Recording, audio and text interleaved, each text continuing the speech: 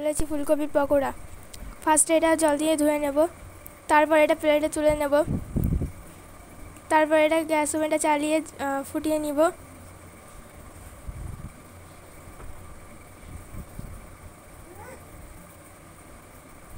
তারপরে নেড়ে দেখে নেব হয়েছে কি না।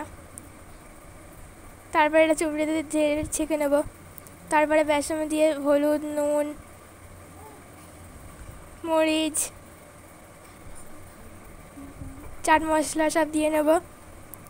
দিয়ে পরিমাণ মতো লঙ্কার গুঁড়ো দেবো।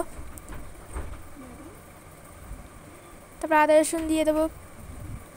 তারপরে মাখিয়ে নেব, নিয়ে পরিমাণ মতো জল দিয়ে মাখিয়ে নেব।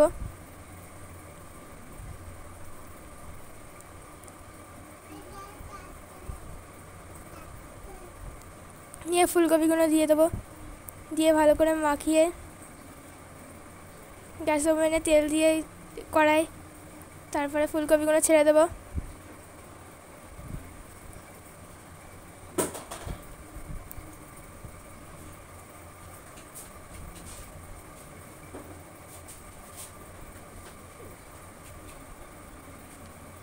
গাইস দেখতে পাচ্ছ কত সুন্দর ফুটছে।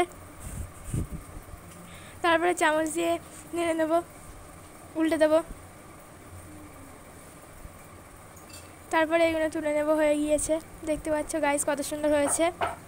আপনারাও বানাবেন বাড়িতে।